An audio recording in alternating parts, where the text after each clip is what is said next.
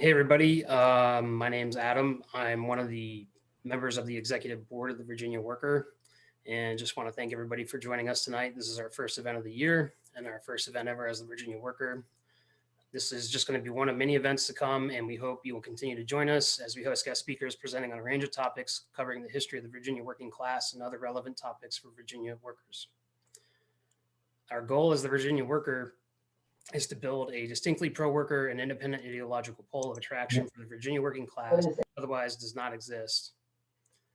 We're comprised of groups across the state who emphasize organizing workers independently from capitalist parties and their auxiliary organizations, which promote a class collaborationist agenda to the detriment of Virginia workers.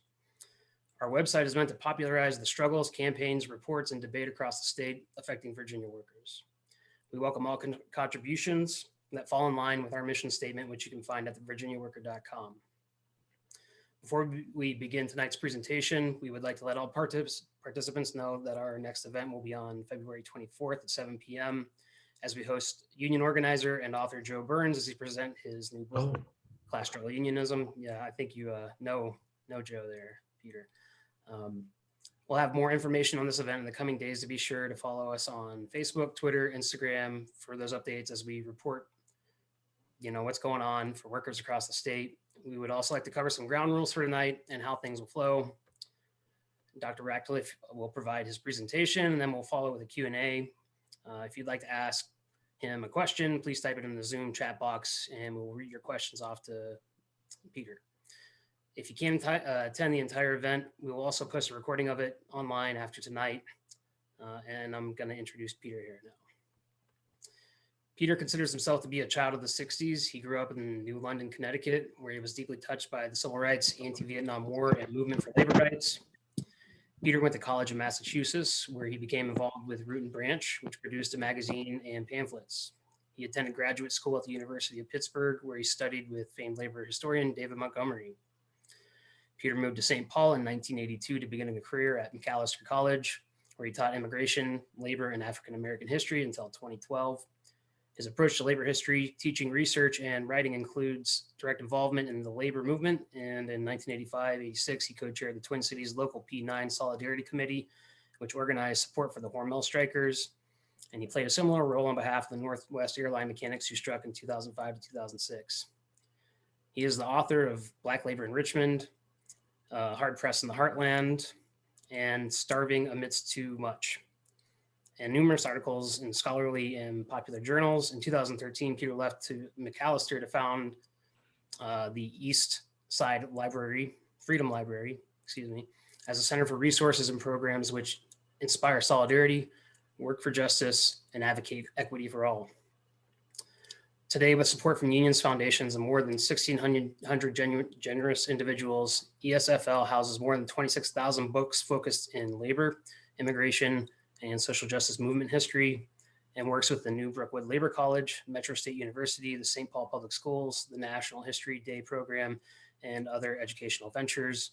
More of these works can be found online and are taking place online.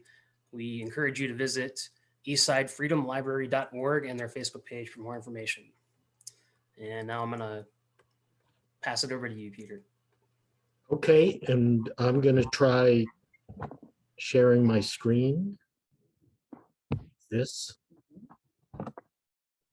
Really? Yes.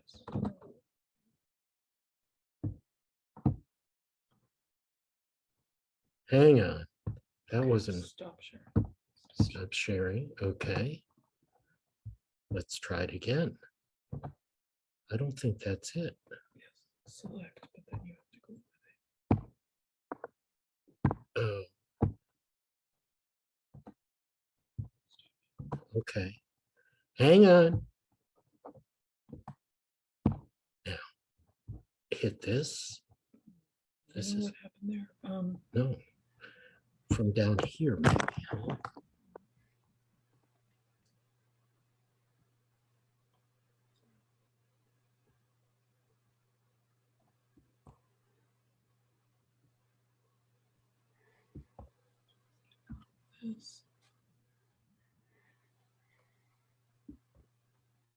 Oh, it's here. Oh, here we go. Okay, and now Slideshow. Okay.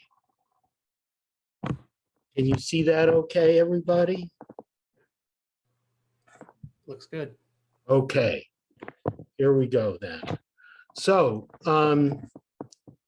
one of the things that I thought of in preparation for tonight was all of this hubbub in the state of Virginia and elsewhere about getting critical race theory out of the schools.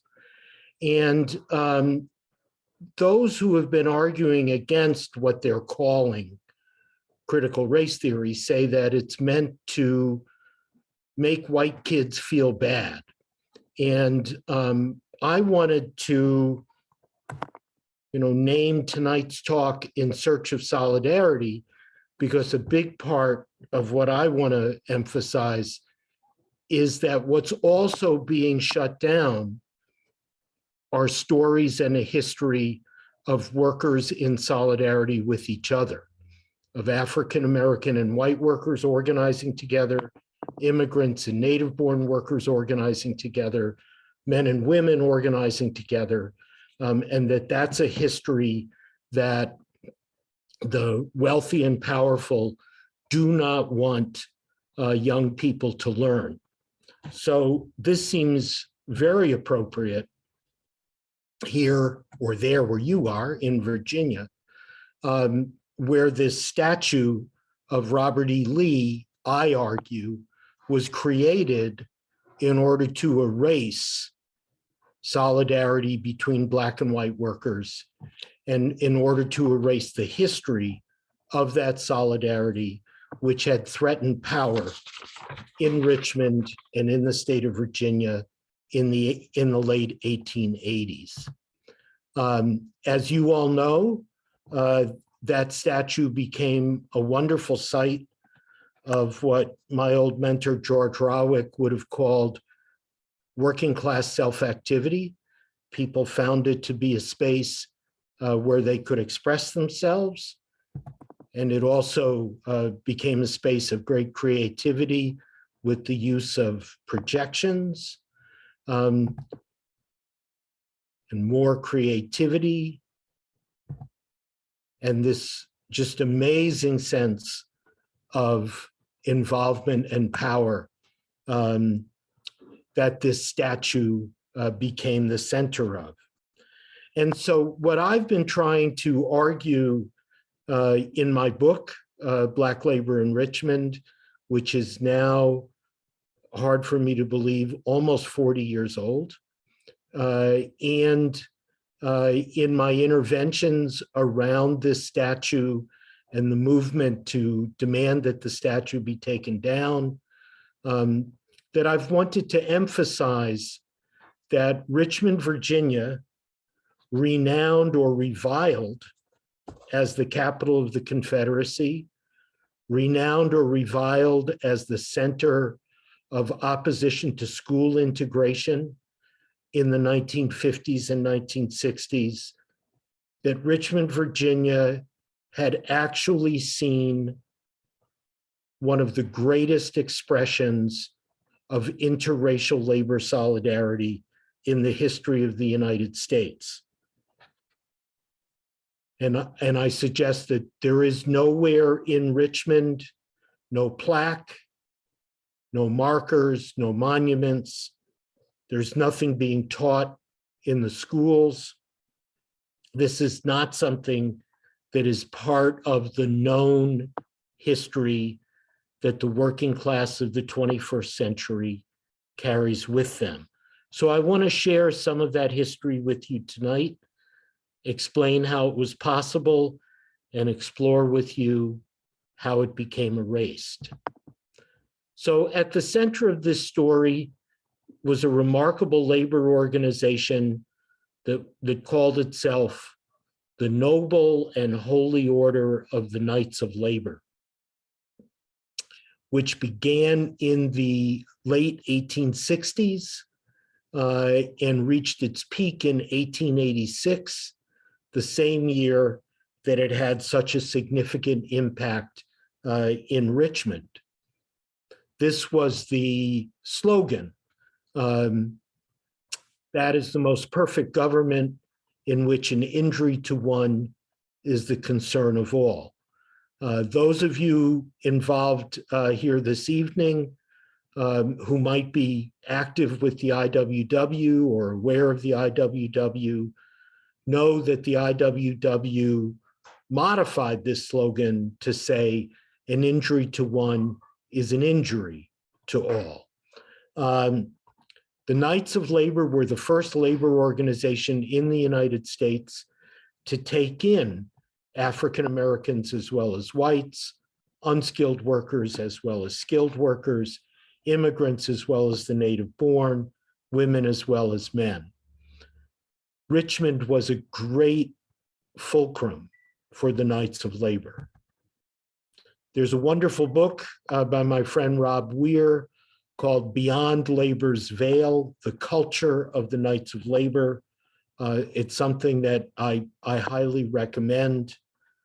At the Eastside Freedom Library, we like to say that we want to place the past and the present in a conversation with each other. And I know that many of you with us tonight are active in organizing. And one of the things that the Knights of Labor has really stood out for with me, my generation of scholars and activists, is that the Knights of Labor realized that workers were already organized. And the role of the Knights of Labor was to link up these various networks of organization. People who worked in the same place or lived in the same neighborhood, or in the case of African Americans, worshiped at the same church, that there were all these ways that there were bonds among working people and a culture of mutuality or mutual aid, of solidarity that could be drawn into and inform and infuse labor organization. The Knights of Labor had a pretty elaborate code, purposes and essential principles of the Knights of Labor. Every member was given a copy of this to understand what was expected of them and what they could expect of their fellows and sisters within the organization. In Richmond, there were two district assemblies, District Assembly number 84, which was white, and District Assembly number 92, which was African American. But the two assemblies, which brought together workers in different local assemblies, also worked on a variety of projects together, which is what I want to talk about this evening. One of the things the Knights of Labor did was they started their own newspaper, the Richmond Labor Herald, edited by a printer named William Mullen, which appeared weekly. You can see the subtitle, Official Organ of District Assemblies 84 and 92. So the white and black assemblies worked together to support this newspaper. And this wasn't only a newspaper of news, it was also a newspaper that served the movement. So one of the important campaigns that the Knights of Labor in Richmond launched began in 1884 around the issue of convict labor. Now, there was in the city of Richmond a really almost Dickensian state penitentiary, the kind of place that I'm sure that parents would walk their children by and tell them, you better behave or you could end up in this place. It was a way to intimidate people. And the dominant ideology of the elite in Richmond was that something like the penitentiary should be a place where the imprisoned should have to pay for their own upkeep. And so the penitentiary offered space and very, very cheap labor to local entrepreneurs. And one of those major workplaces was a barrel shop inside the penitentiary. Barrels were very important to the Richmond manufacturing economy. Tobacco, flour, iron nails, three of the major products of the local economy were shipped in barrels. And so barrel making was an important part of the economy.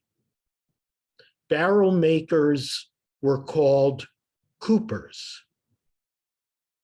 And coopers in the free labor market organized and struggled with the goal of earning $2.50 a day. The Virginia State Penitentiary offered imprisoned labor at 25 cents a day, 10 times less. And as the Knights of Labor began to organize in Richmond, they had the very good idea that by picking what issues to organize around, they could build the kind of movement that they wanted to see take shape. And so they weren't just against convict labor. They wanted to support coopers, which was the most racially diverse, skilled trade in the city, because African Americans on tobacco plantations had learned how to make barrels.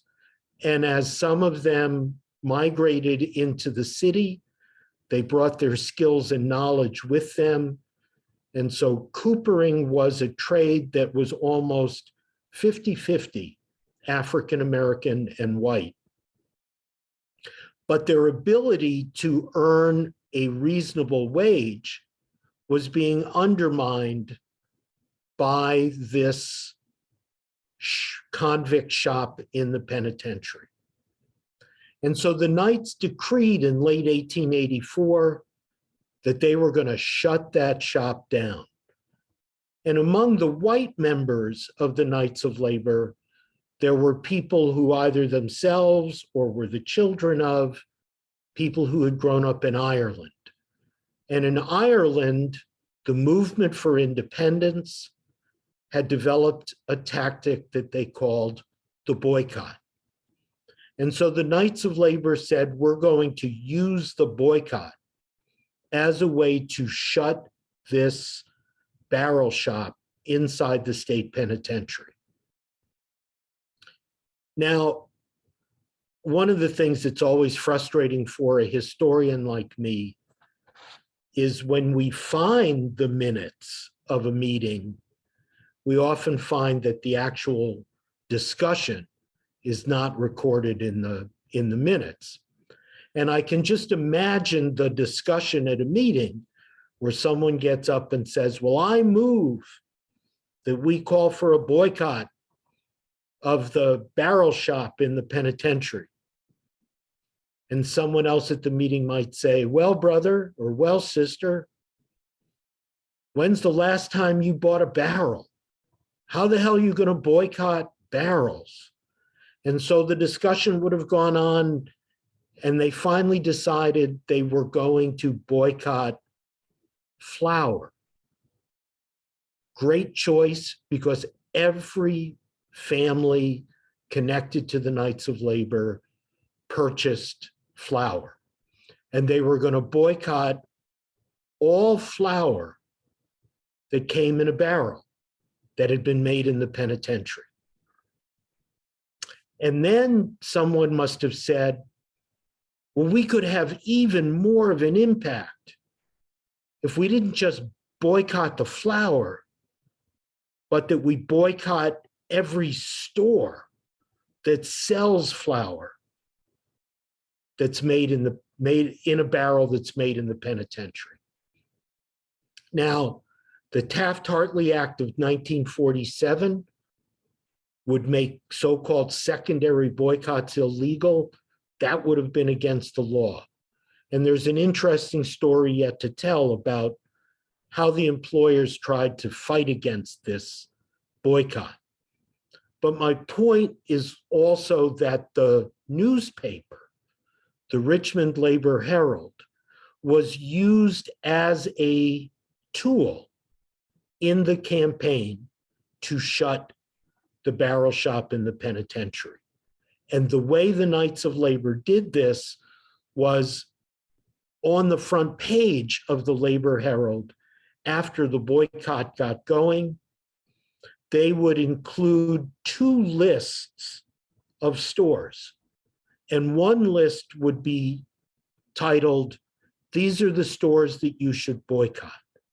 And the other list would be, "These are the stores that it's okay to shop at." And of course, by picking shopping for a consumer good like flour, the Knights of Labor were also making sure not only that they fought for the wages and working conditions and security of both African American and white workers, but that they were asking whole families, whoever might shop for that family, whether it's the woman in the household, whether it's the children in the household, that it became their responsibility to enforce the boycott. Within a year, the major flour mill, Haxall Crenshaw, who had been using penitentiary-made barrels, announced that they would no longer use barrels made in the penitentiary, that they would buy barrels from unionized cooper shops, and the Knights of Labor had a great victory. They had also deepened and strengthened their presence throughout the city of Richmond and Manchester to the south, that they had brought thousands of workers together in this campaign. That experience, let me back up and say one other thing. No archives or library kept the Richmond Labor Herald. So it's not at the Virginia State Library, it's not at the Valentine Museum. There is no collection of the Richmond Labor Herald. The only way I was able to find issues of it was there was a lawsuit against the Richmond Labor Herald for promoting a boycott. And 6 months of the Richmond Labor Herald were entered into an evidence box at the Hustings Court. And that was the only way I was able to find this resource. Now, let me go on. Well, say just a little bit more with this image. The big story came right after the victory in this boycott. And that is, in late 1885, Richmond businessmen, city fathers, the Richmond City Council and mayor began to talk about the need to build a new city hall. That at the end of the Civil War, when Jefferson Davis and the Confederates hightailed it out of Richmond, they set fire to the city's main business district, and Richmond City Hall had been burned to the ground. From 1865 to 1885, the city government of Richmond rented a variety of temporary spaces. By the early to mid 1880s, the elite in the South began to sing a new tune that they called the New South. They weren't going to be moaning over the lost cause. They were going to be promoting a new, modern, energized, forward-looking South. And the elite in Richmond said, well, it's pretty embarrassing to be advocating a new South and not even having a city hall. Let's build a new city hall. And the city council and the mayor announced in early 1886 that they were indeed going to apportion the money to build a new city hall, but being responsible, and they didn't say capitalists, but I think that is the way they were thinking and what we can say. We need to build this new city hall as cheaply as we possibly can. Let's find the cheapest materials. Let's find the cheapest labor. Let's put the work out to contract. We'll build that city hall, but we're not going to have to raise taxes or put any pressure on people in order to do it. And the Knights of Labor had just had this great success with the boycott of the Hacksaw Crenshaw flour mill and the penitentiary shop making barrels. And the Knights of Labor began to articulate through the Labor Herald and in their meetings a vision in which they said a city hall should be a monument to what a city is all about. And we think Richmond is all about its working people. And so we think the new city hall should be built out of local material. It should be built by local workers. Those local workers should be employed directly by the city, not by private contractors. They should be employed on the 8-hour day. They should be paid a living wage. And in the language of the day, they said, colored workers should have the opportunity to gain skilled jobs on this project. And they circulated petitions, and 7,000 Richmond residents signed their petition. And they brought it to the city council, and the city council said in a language that we would be, I think, all too familiar with today. The city council said, we would be fiscally irresponsible if we built a new city hall on the terms that you're proposing.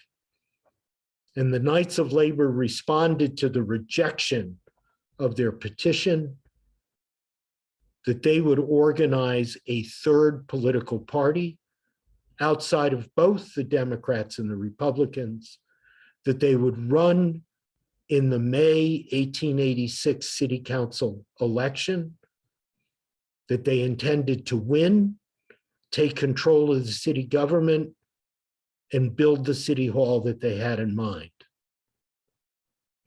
Well, brothers and sisters, that's exactly what they did. They organized something called the Workingmen's Reform Party.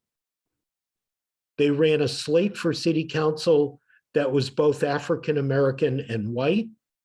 They swept the election. They took control of the city government.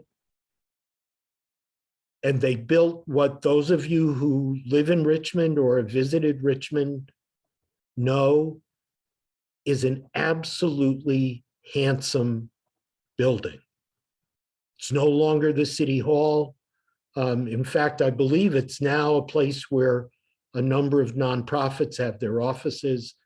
And as I'm very fond of saying, there is no plaque on the building that tells you how it came to be built. We live in the internet age. There is a Wikipedia page for the old city hall in Richmond that talks about the architect, but does not mention the Knights of Labor or the way the city hall came to be built. Now, coincidentally, or perhaps fatefully, in the fall of 1886, the Knights of Labor held their national convention what they called the General Assembly in Richmond. And this is an image, a drawing of Frank Farrell, who was an activist in the Knights of Labor from Brooklyn, New York, introducing Terence Powderly, the national leader of the Knights of Labor. To the consternation of the mainstream local media, Farrell was also entrusted with the job of introducing Governor Fitzhugh Lee, who addressed the opening session of the General Assembly. Now, I want to mention that 1 year earlier, in the fall of 1885, the Knights of Labor had held their General Assembly in Toronto, Ontario, and a delegation from Richmond, both white and black, attended the General Assembly, and that the leader of District Assembly 92, the African-American District Assembly, a local barber named Joseph Brown Johnson, that Joseph Brown Johnson was entrusted with a really remarkable task at the General Assembly in the fall of 1885. He brought with him from Richmond to Toronto a handmade gavel that had been fashioned in Richmond out of 3 pieces of wood.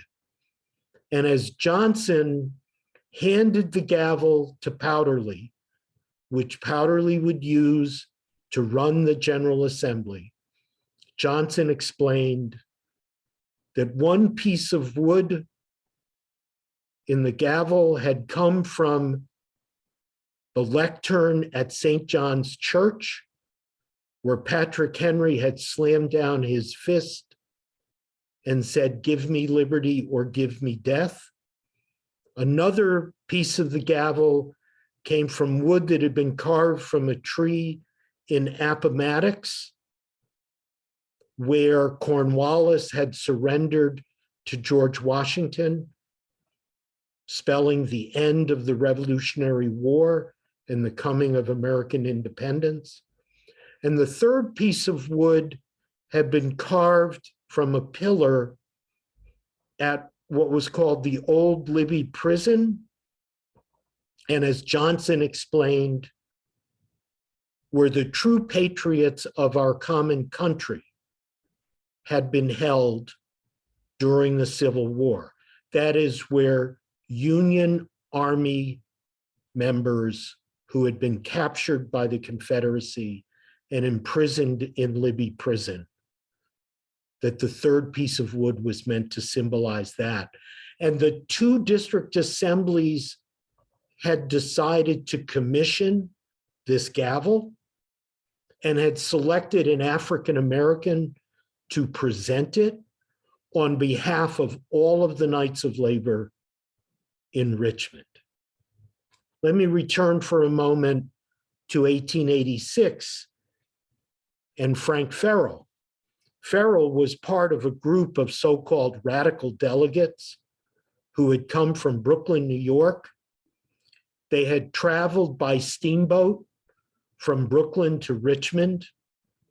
On the steamboat, they had made new friends, actors and stagehands who were coming from New York to stage Hamlet at the Richmond Theater. And these theater artists invited the Brooklyn delegation to come and see Hamlet. And in the midst of the General Assembly, African American and white delegates to the General Assembly went to the Richmond Theater with passes provided by the theater company. And when the lights went up at intermission and the typical Shakespearean audience looked around and saw African Americans sitting in the orchestra section rather than being confined to the balcony.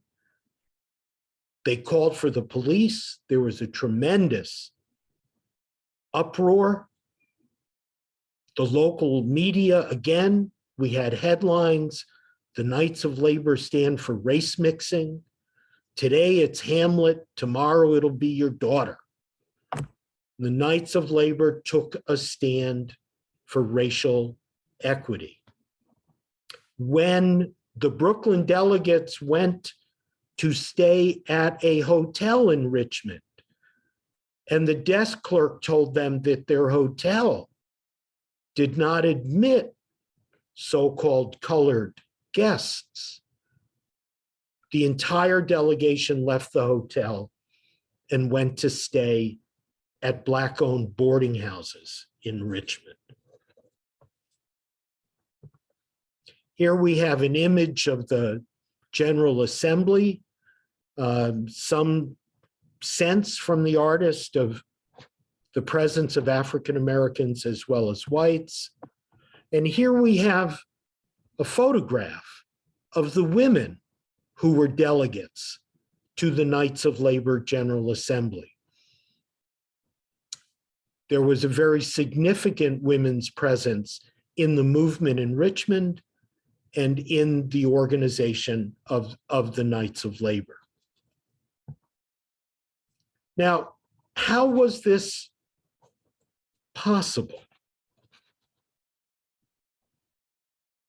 22, 23 years after the end of the Civil War. And as I began to try to make sense out of how was this possible? And it's sort of interesting. I want to just mention as kind of a point of personal privilege as I roll on, that when I first arrived in Richmond to do research, which would have been the summer of 1975, someone at the Virginia State Library actually said to me, "Why is a Yankee Jew coming down here and asking these questions?" So, and as I tried to understand how this movement in the 1880s was possible, I began to peel the historical layers back and began to learn about a very interesting movement called Readjusterism. And again, remember, I'm somebody who wants to put the past and the present in a conversation with each other. So what was Readjusterism about? Well, there was a tremendous depression that began in 1873. And that depression was the worst depression in the United States until the 1930s. And one of the pressures in Virginia was that back in the 1850s, the government of the state of Virginia had gone to great lengths to fund what were called internal improvements, bridges, canals. Sounds a little bit like Biden's Build Back Better. Highways, ways to get goods to Norfolk and Richmond, to get them out on the water and out to markets, either in the North or in Europe.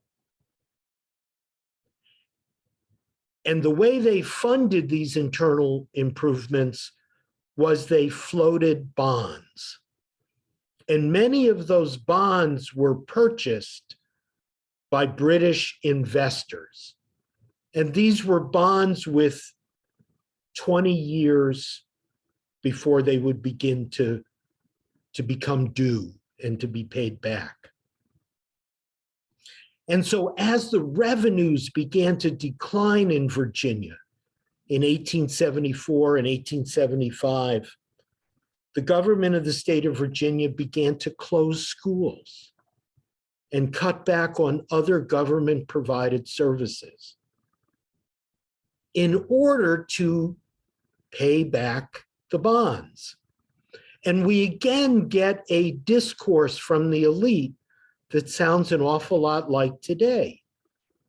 The governor of the state of Virginia, Governor Kemper, said, it's a matter of honor that Virginia should pay back its debts.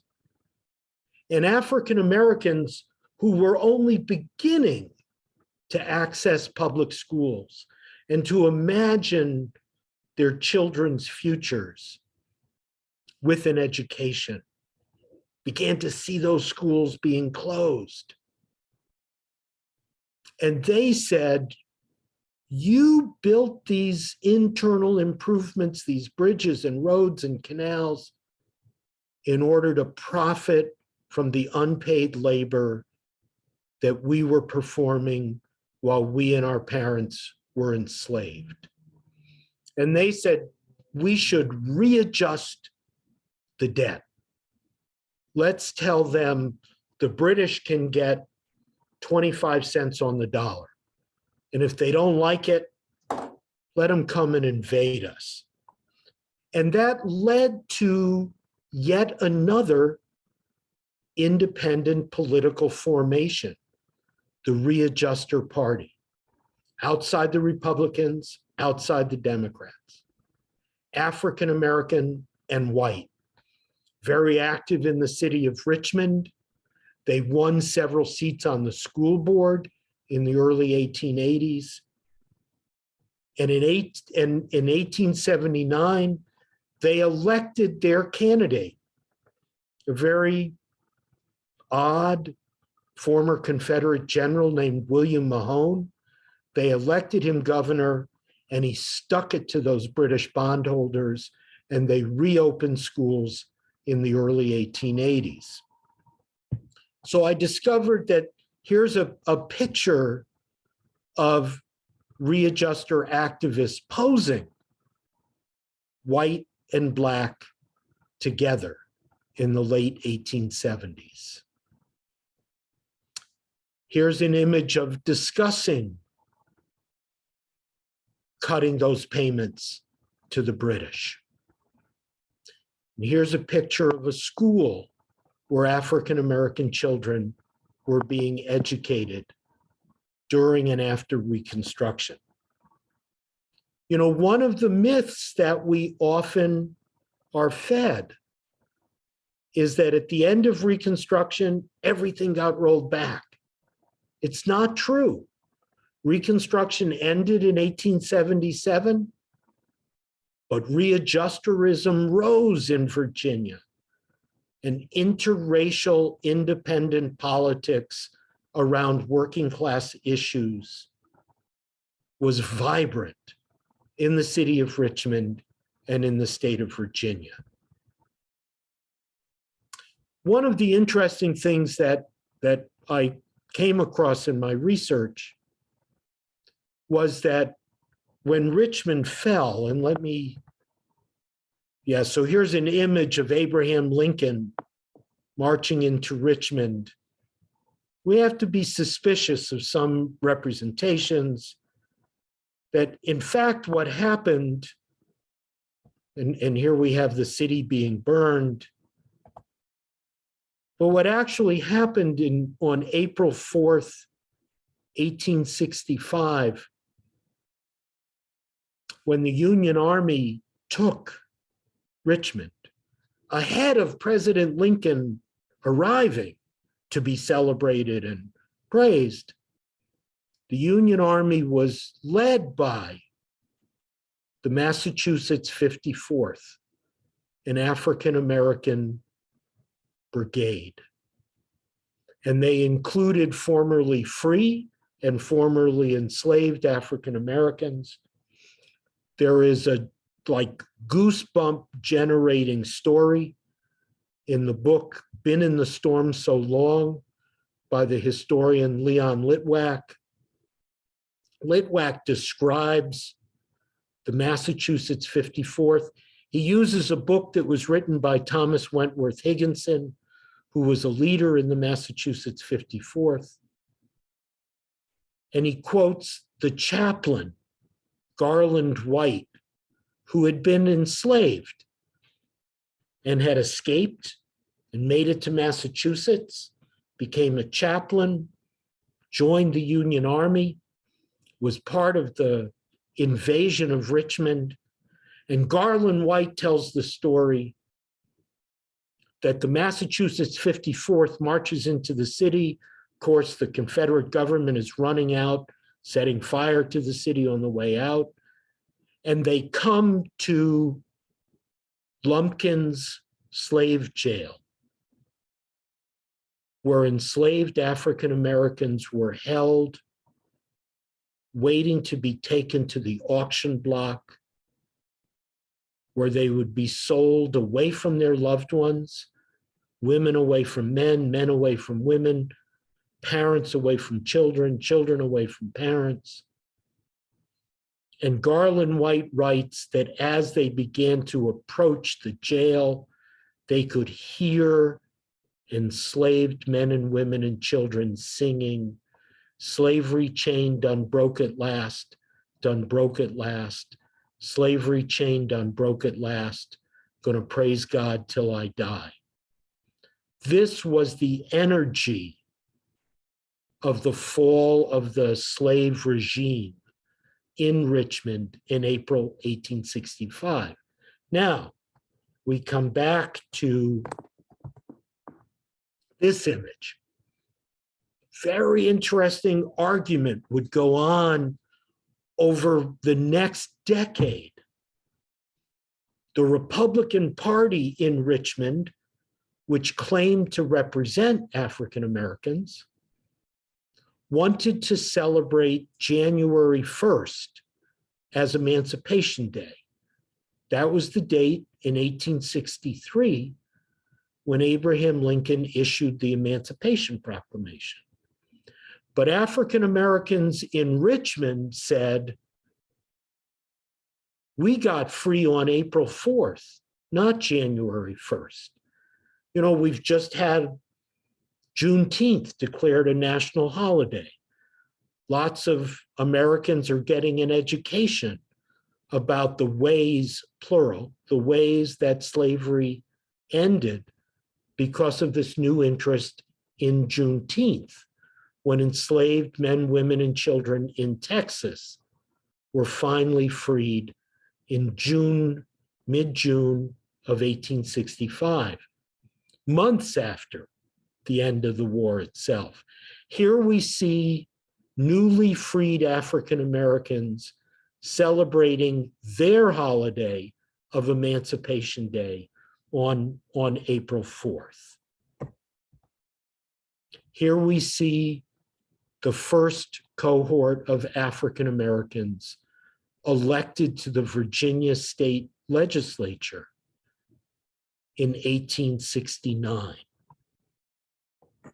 Through my research, one of the great resources for me was the records of the Richmond branch of the Freedmen Savings Bank.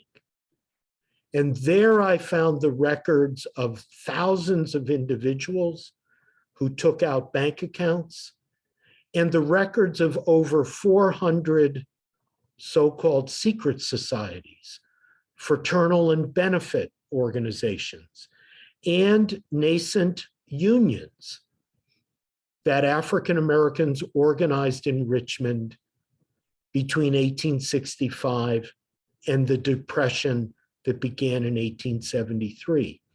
Many of those men and women had worked at the Tredegar Iron Works in Richmond, both African American and white.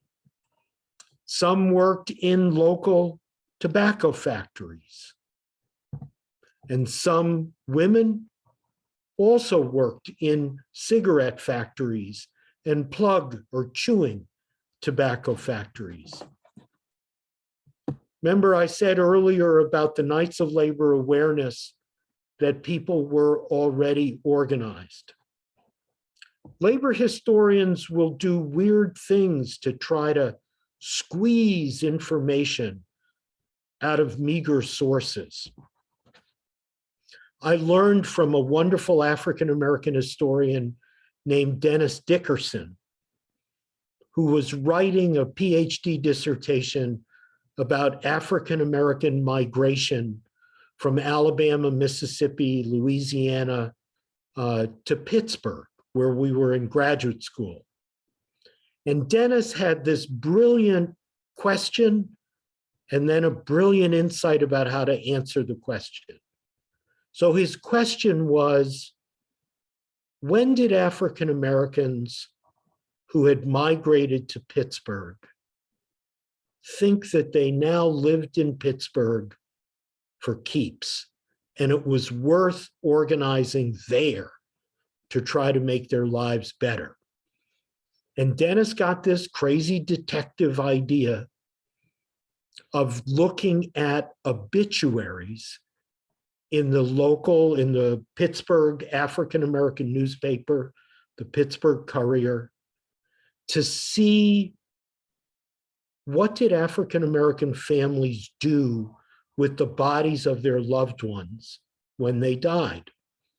And was there a moment, I'm so old, this is back in the day of these gigantic computers and punch cards. And Dennis is feeding this information onto punch cards and into this giant computer.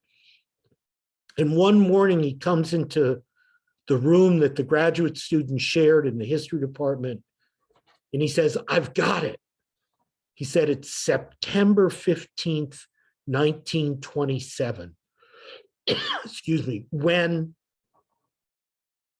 the tipping point, when a majority of African Americans are being buried in Pittsburgh rather than being sent back to Alabama, Mississippi, and Louisiana. And Dennis gave me the idea to look at obituaries. And I found, to jump back to the 1880s, that one of the things the Knights of Labor did was they buried their members. And obituary notices in the 1880s included the list of pallbearers. And so, like a crazy detective, I began to make a list of every 7 people, the one body in the casket and the 6 people carrying it. And then I went to city directories and manuscript census and whatever other sources I could find to ask, what did these 7 people have in common? And I found that they always had something in common. They lived in the same neighborhood. They worked in the same factory. They worshiped in the same church. There was something that bonded them together. And then they brought that network into the Knights of Labor. And that's what I see in these images from immediately after the Civil War. Here we see a protest by white workers in the early 1880s, drawing parallels between the slavery of the past and the slavery of the present. That they were going to unite with African American workers to organize together to stamp out the slavery of the present that they were experiencing. Here is the City Hall. No news to those of you, obviously, who live in Richmond. But I keep it, what a beautiful, beautiful building. There were hand-carved gargoyles at every point on the roof. When I first saw the building, I thought, some people got the job to carve those gargoyles because there was a labor movement that brought African American and white workers together to build the City Hall the way they thought it should be built. Okay, we come back now. My point about the Robert E. Lee statue is that the elite working particularly with the Daughters of the Confederacy, raised the money beginning in 1888 to construct a statue to Robert E. Lee to re-invoke the so-called myth of the lost cause and to try to drive a wedge between those African-American and white workers who had taken over Richmond city government. In 1887, the Workingmen's Reform Party had branched out from Richmond into the entire district, running a third-party candidate for Congress. The third-party candidate was none other than the editor of the Richmond Labor Herald, William Mullen. And Mullen went throughout the district with an African-American on one side of him and a white worker on the other side of him. And both the Democratic and Republican parties launched into a disinformation campaign to try to split white and black workers from each other, to undermine Mullen. And building the Robert E. Lee statue was part of that campaign as well.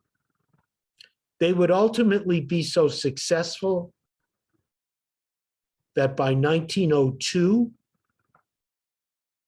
a Virginia Constitutional Convention would be convened, and that Constitutional Convention would institute ways of, and here we are again with this conversation between the past and the present and familiar ideologies and narratives, that this new constitution would suppress the African-American vote by introducing a grandfather clause, that you could vote only if your grandfather had had the right to vote, a poll tax, which effectively disenfranchised poor white people as well as African Americans, and a so-called educational test, which, as we have found documents about these tests, they were always oral.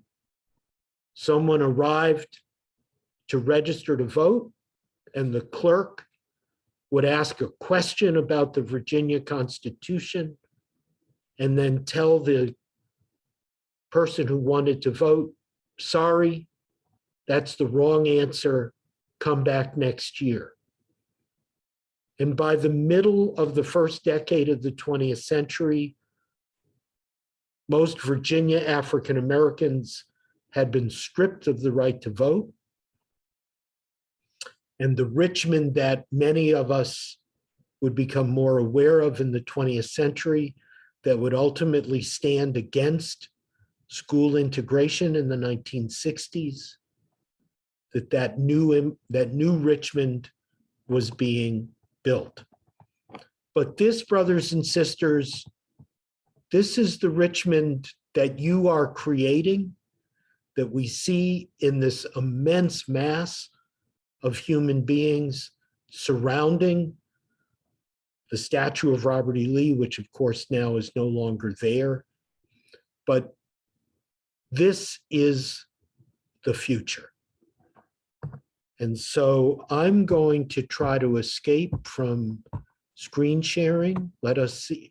Yes, stopping was easier than starting.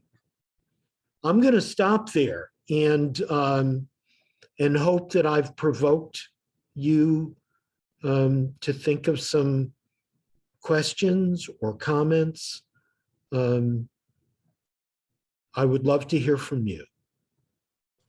Adam, do you want to moderate this? Sure. Yeah, I'll keep an eye out in the chat here. So if anybody has any questions, feel free to type them in the chat and we'll read them off. Just want to thank you for giving that very elaborate presentation, very inspiring stuff. Feels very pertinent to, the Virginia worker. I didn't even know about this stuff. Well, I think it's criminal that this is not a history that is taught And it's not a history to make people feel bad, guilty, that my great-grandparents treated somebody else bad. Shit, it's that they organized together, and that together they were able to build that beautiful building, that together they were able to close the barrel shop in the penitentiary, that together they were able to elect women delegates to the General Assembly of the Knights of Labor, that what they were able to accomplish together is what is so scary to the elite in Virginia, throughout the United States. There's my brother, Donald Miner. Hello, Donald. What a treat to see you. Okay, we got our first question here. Great. Do you think there was anything the working class movement could have done differently to triumph over the racist anti-worker backlash in the late 19th century? Yeah, that's really the important question. And I tried to wrestle with it in the conclusion to my book. And my argument was that the movement did not create spaces where rank and file members of the Knights of Labor would mingle with each other. And so while the leadership created a program and the membership enforced the program, that rank and file African Americans, men and women, rank and file white members, men and women, did not socialize together. And so when a demagogue politician like George Wise in 1887, when a redneck newspaper like the Richmond Dispatch in 1887 said, Black workers are this, this, and this, or encouraged African Americans to think of white workers as this, that, and the other. Too few rank and file members had lived experience with each other so that they could counter what was being pushed at them by politicians and by the media. And so one of the things that we are committed to at the East Side Freedom Library in St. Paul is creating a space where the descendants of the European immigrants interact with the newly arrived immigrants from Ethiopia, Eritrea, Somalia, Cambodia, Laos, Vietnam, Mexico, Guatemala, Ecuador, that I think that the lesson for me has been, what can I do so that people meet each other, listen to each other's stories, and feel that they're in a space where it's safe for them to tell their stories. And I think the Knights of Labor did not go that far. And that left them vulnerable to the manipulation and machinations of the elite, who spun narratives and ideologies to turn them against, to at least make them suspicious of each other, if not turn them against each other. Yeah, Beth commented that the old City Hall building has a plaque about Cutshaw, the engineer, but not the workers. Yeah. Well, I wrote an article about the statue, about the Robert E. Lee statue, which talks about City Hall and that there should be a plaque on City Hall. I sent it to the Times-Dispatch. No one even replied to me. I sent it to the Washington Post. No one even replied to me. Fortunately, the Progressive magazine in Madison, Wisconsin, was willing to take the piece and put it in their online publication. But, it's both confirming my argument and very frustrating that if I say history is hidden and then I'm ready to tell the hidden history and the motherfucking gatekeepers won't let the story out. And so it stays hidden. And people think white people and black people in the working class have always been at each other's throats. And there ain't nothing that we can do about it. That's why we need to challenge all this resistance to the way history ought to be taught. Well, it seems like there's a lot of parallels between now and then, especially in regards to, who has media, who has the easiest ability to spread information or disinformation. And that just makes me think, like, how crucial was their newspaper, the Knights of Labor newspaper, and like trying to combat that. Yeah.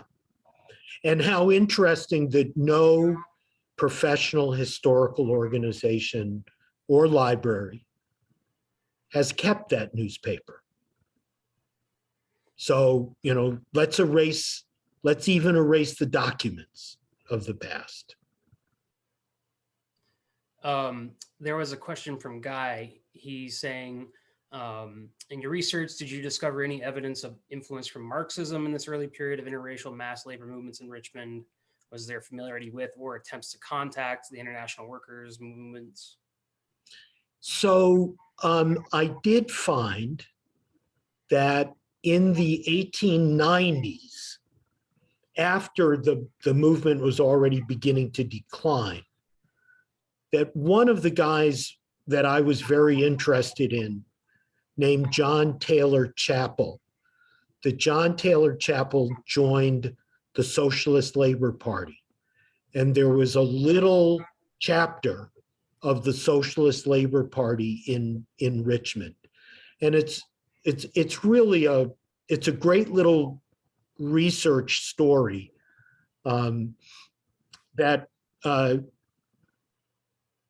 so this was back in the day when there were still card catalogs and everything wasn't electronic. And I found that the Virginia State Library had a journal of John Taylor Chappell's. And then I thought, wow, it was an amazing source. And I was also curious, how did they get it? And so one of the things that was amazing about it as a source was that it included the minutes of something of a part of the Knights of Labor that was called the Knights of Labor Cooperative Building Society. And John Taylor Chappell, who would become Socialist Labor Party, John Taylor Chappell had been the secretary of the Knights of Labor Cooperative Building Society. And in his minutes, he goes through debates that they had in the organization about whether African Americans should be invited to join along with whites. And some of the whites said, here's the plan was everybody pays dues. And every time the dues accumulation reaches $100, we put the name of every member in a hat and we pick a name out of the hat and he gets the $100. And the idea was $100 is what it took to buy a building lot. And so some of the white guys said, wow, what if a black guy's name gets pulled out of the hat? He's going to get the money that we've put together. And somebody else said, well, what if a black guy's name gets pulled out of the hat and he wants to use it to buy a building lot in what has been an all-white neighborhood? And this was a little pocket where people actually hammered out these issues and ultimately decided everybody should be treated the same, that African Americans as well as whites would have an equal chance to be picked. Everybody paid the same dues. somebody who had been in for 5 years would have the same chance of winning as somebody who had been in for a month. And Chappell he was a wagon maker, so kind of a carpenter with specialized skills. So I went wild when I found this notebook. And then I looked at the card catalog, and it said that it had been donated by his son, Warren Chappell of Norwalk, Connecticut. So remember, again, this is 1975, almost 50 years ago. And I was the Yankee Jew from New England. I was living in Massachusetts. I drove back up Interstate 95. And as fate would have it, Interstate 95 went right through Norwalk, Connecticut. So I pulled off the road, went to a phone booth. You guys remember there used to be something called phone booths. And I went to the phone booth, and there was a phone book in the phone booth. And lo and behold, Warren Chappell was in the phone book. And so I called him up. And he said, come on over. And I went to his house, and I not only learned more from him about his father, but also found that he himself was a woodcut using book illustrator. And his proudest product was an edition of Moby Dick, in which he had created all of these woodcut images. I was just like, it was like magic.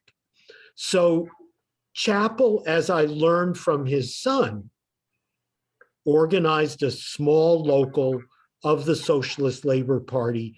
That's the Daniel DeLeon group that many labor historians see as the forerunner to the IWW. And DeLeon was also very much a Marxist. And so there was some of that present, at least by the 1890s in Richmond. Mary made the comment that some of the issues of the Labor Herald are now online at virginiachronicle.com from 19. At Virginia, what, virginiachronicle.com? Yeah. Wow. All right. Thank you, Mary. That'll be fun. Here's a good question from Kevin. He says, it seems like there's a bit of papering over the fact that the white working class has actually had a significant reactionary contingent. How is the Black working class expected to build interracial class solidarity when there was good reason to be suspicious of all white people? What is the responsibility of the white left to really spearhead efforts to build interracial class solidarity? I mean, that's a hard question. I realized that one of the things that I was doing in my research was I was looking for non-racist white workers. And I found a couple, John Taylor Chappell being one, a guy named Daniel Alley who lived in the East End and was a carpenter, was another. I remember this moment after the book came out. I was at a labor history conference in Madison, Wisconsin, and there was this really fascinating, very cantankerous character named Herbert Hill. And I found myself, I was fond of him because he was Jewish. Herbert Hill had been the NAACP's labor secretary from the 1940s through the late 1960s. And I realized that what his job had been is that he got mail from African-American workers. So, this is before the internet, before cell phones. People are writing letters to the NAACP telling horrible stories, how badly they've been mistreated. And imagine if your job was day after day reading these letters.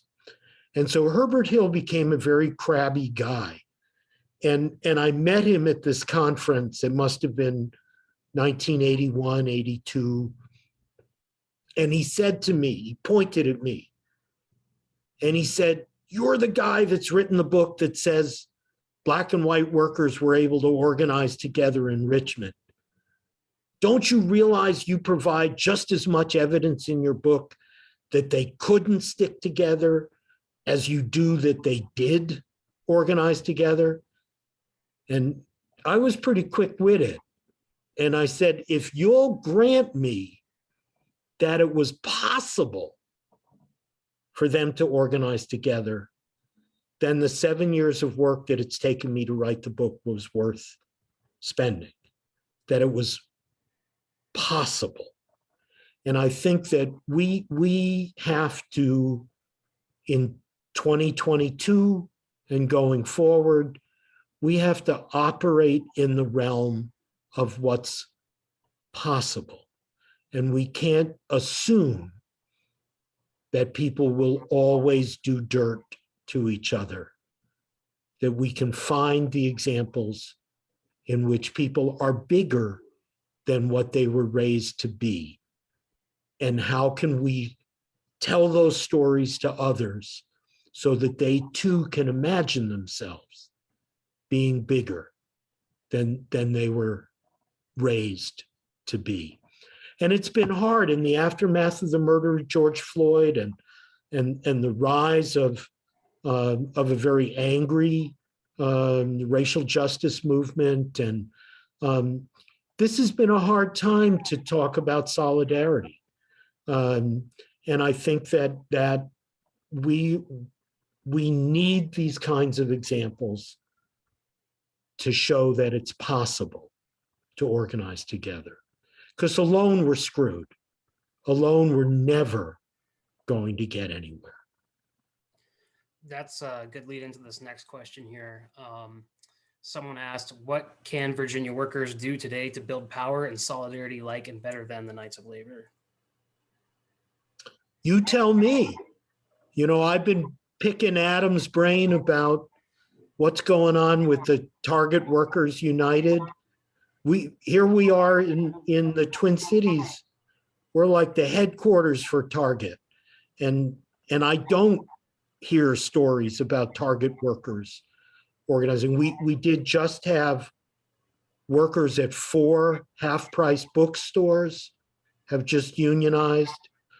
Workers, I'm just beside myself with excitement that workers at 36 sites of the Minnesota Historical Society have just unionized. The Minnesota Historical Society is older than the state of Minnesota.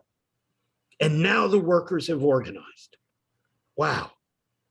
You know, so we need to find these examples, find ways to tell these stories. We need to pressure school systems. You know, we can't just give up because the rednecks are demanding that we not teach this history in the schools. We have to take them on everywhere and push to tell these stories. And I'm sure, like the movement around the Robert E. Lee statue, look at the creativity, the use of projections, the use of graffiti, the massive turnouts of people. It's, you know, you have accomplished a great deal already that people would have said, you can't, that'll never happen. You can't. The people that put that Robert E. Lee statue up in 1890, they thought it would be there forever. Now you got to get a plaque on City Hall.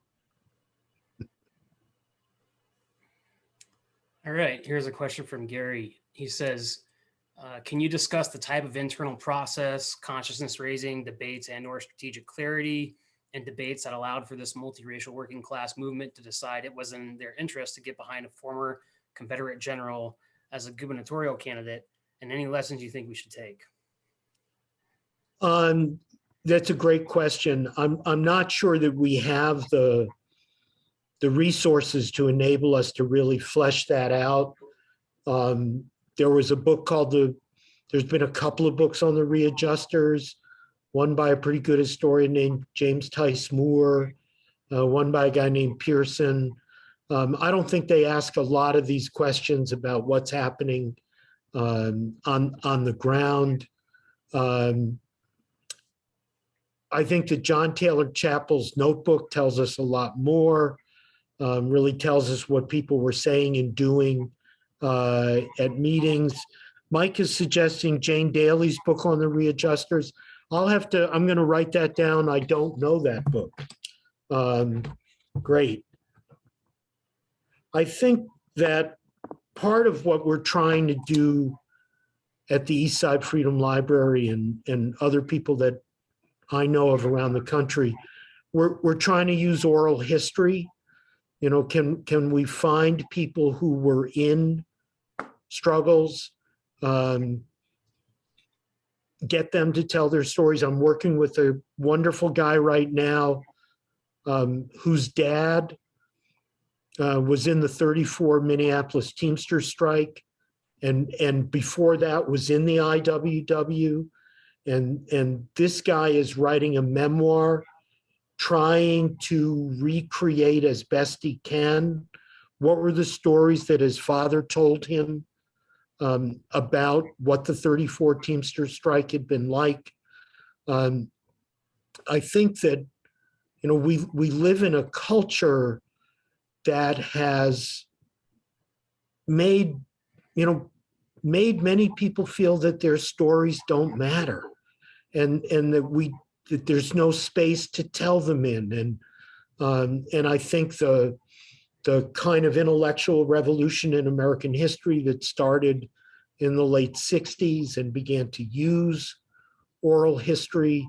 And I think some of the work that's being done in creative nonfiction and even fiction, trying to imagine what might have gone on in meetings, what might have gone on in movements. I think of a book like The Known World. Do you know the novel The Known World, which is set during slavery in Virginia? The author, I forget his first name, is Jones. And it's about the tensions between men and women within the slave community, tensions between free Blacks and enslaved African Americans. It's a very interesting trying to imagine. I'm in the middle of reading, I think, the longest novel I've ever, and I use the word picked up kind of generously. It's 800 pages long, called The Love Songs of W.E.B. Du Bois, written by an African-American woman. It's a challenging read, but she's really bringing us into the inner lives of people who lived a generation or two before us. And I think that,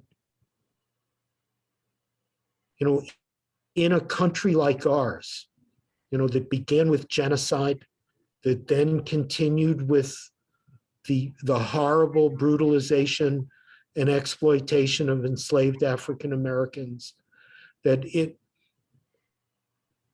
I think it's so foundational in the United States that white people, whether they were the descendants of Pilgrims and Puritans or whether they were later arrivals like my Eastern European Jewish ancestors, that we all had to swallow a story that it was okay to treat other human beings in horrible ways, that somehow that they were not as human as we were.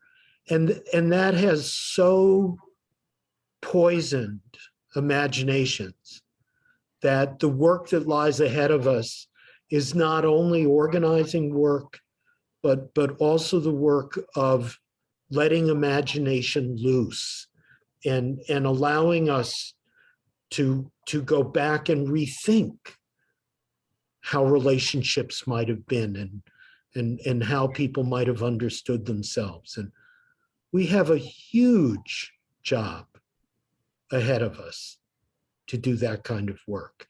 And yet I'm inspired every day by people that I meet who are doing exactly that. Poets, visual artists, musicians, storytellers. And we have to imagine a movement that encompasses all of that. It certainly isn't only about wages and benefits. It's about all of that. And it is, as someone was saying earlier, about power. The power to imagine ourselves outside of the dominant structures and strictures that have been created for us. Beth was wondering if you knew about any of the WPA interviews, maybe if they would have some of those stories.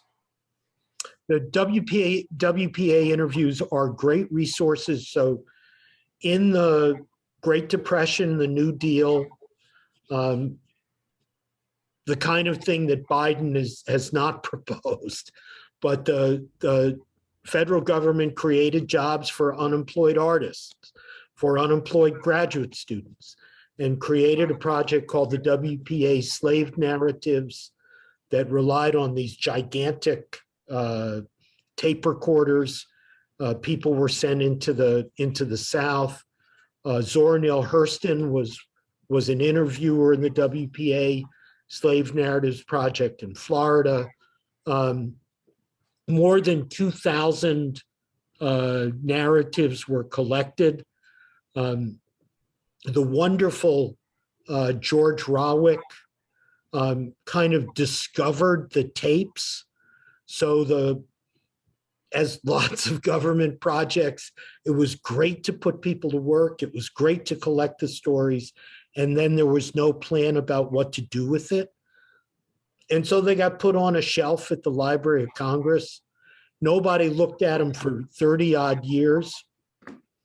In the 1960s, as the civil rights movement began to blossom, as Black power began to emerge, scholars began to look at the way the story of slavery had been told. One of the dominant books about slavery was written by a Jewish scholar, Stanley Elkins, who argued that the best way to understand slavery was to study concentration camps, and that Jews had not resisted in the concentration camps and enslaved men and women had not resisted on the plantation. In fact, he was wrong on both fronts, as we now know better. But when people said, look at what Black people are doing on the streets of Birmingham, on the streets of Memphis, on the streets of Richmond, all over the country, how can they stand up if their ancestors didn't stand up? They must have stood up. How can we find out? And all the history of slavery up to that moment had been written by relying on the journals and diaries kept by the enslavers, kept by the planters. And so George Rawick, who himself had been sort of on the side of CLR James in the 1940s in Detroit, and Rawick said, we gotta find a way to find how enslaved people understood their own experience. And then he must have had one of the biggest holy shit experiences that any researcher ever had. He finds these 2,000 oral history interview tapes at the Library of Congress, sitting there molding and falling apart. And George starts a project of restoring the tapes, and getting them transcribed. You can access most of them on the internet now through the Library of Congress. And George writes an introduction to the, I think it's like 65 published volumes of the WPA slave narratives. And George's introduction is called From Sundown, it's called The American Slave, From Sundown to Sun Up, The Making of the Black Community. And he understood that in their time, outside of the gaze of the enslavers and the overseers, enslaved African Americans created their own world. And he writes an introduction to that and argues that the slave narratives give us the opportunity to listen and experience those stories. So it's great. The WPA slave narratives are remarkable. Jay commented that if there isn't an audiobook version of your book, Black Labor in Richmond, that you should record one. Uh-huh. And Guy had another question here. I guess he's wondering if there's any kind of continuity or influence between the Knights of Labor organizers and the Communist Party when they organized the tobacco workers and their strikes in the 30s. I don't know, but I wouldn't be surprised. I think there's some very good work on the tobacco workers. Bob Korstad has a great long article about civil rights unionism. I think when we look at, I've been very interested in the packing house workers, and we see, the role of African American women and men in Chicago in the packing house workers, in Omaha in the packing house workers. Some of those people surely were the children of people who were in the Knights of Labor or were themselves in the Knights of Labor. I'm sure that this lore gets handed on. I entered the movement in the 60s, and people like me, people around me, we spent a lot of time looking for people who had been in the 30s, looking for people who had been in the strikes in the 30s, the sit-down strikes, the mass strikes like the Minneapolis Teamsters strike. I'm sure that when people begin to organize, they look for people from those earlier generations. And I think those of us who are now becoming elders, we have to learn not to dismiss the young, that we have something to offer, but we don't have all the answers. We messed up too. So it all comes along. Yeah, I mean, even the Communist Party, I didn't even know they really had a presence here until I started trying to dig that out myself. Thankfully, there were some references in Richmond Times-Dispatch, and there was a much more vibrant movement then. And it seems like maybe they were organizing on more hostile grounds with segregation in effect. That was one of the big things they fought against versus this time period you're talking about. It seemed like maybe there was more movement, which leads me into my question about, do you think the labor laws at the time of the Knights of Labor were less restrictive than the labor standards and laws we have today? Absolutely. There wasn't the Taft-Hartley Act. I was saying we just had this conversation on Sunday with bookstore workers, including, as I look at my brother Donald, people connected to the Politics and Prose bookstore in DC, which has recently organized. And I intervened, playing moderator, and said, well, there are 124 half-price bookstores around the United States. we live at a time where the National Labor Relations Board could say, you can't organize in these 4 stores until you've organized all 124 stores. They could say that. There are issues in the half-price bookstores with who's really management and who's a worker. There are people called, I'm not sure if they call them shift leaders. There's a whole, ladder of give people a little bit of status. And again, the National Labor Relations Board, as they did in the 1930s, came along and said, well, foremen can't be in the same union with line workers. They got to be in separate unions. And what I heard these bookstore workers describing was that they just went ahead and organized. And they talk about building relationships, and they talk about solidarity, and they talk about their relationships with customers.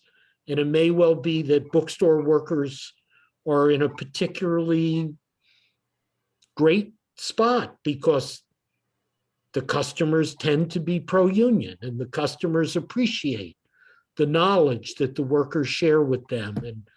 But they just are going ahead and organizing. And at some point, the National Labor Relations Board, or at some point, some pinhead judge that was appointed by Trump, I just heard the other day, I was amazed. Trump appointed 53 appellate court judges in the 4 years that he was president. 53 appellate court judges, 0 Black, 0. I don't remember anybody calling him out for that when he was president. So there are lots of ways the government can intervene through labor law in ways that challenge us. But I think if we keep building relationships, we keep organizing with each other, we can build something that will profoundly change this country. Shall we stop there, Adam? And we can. Did anybody else have any more questions?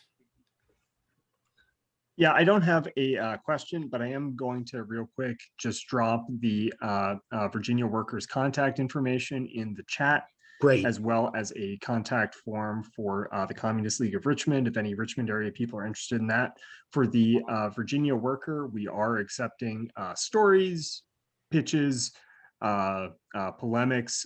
So, if you're in Virginia, or even if you're not in Virginia and you think you might have something interesting to write, by all means, just contact us.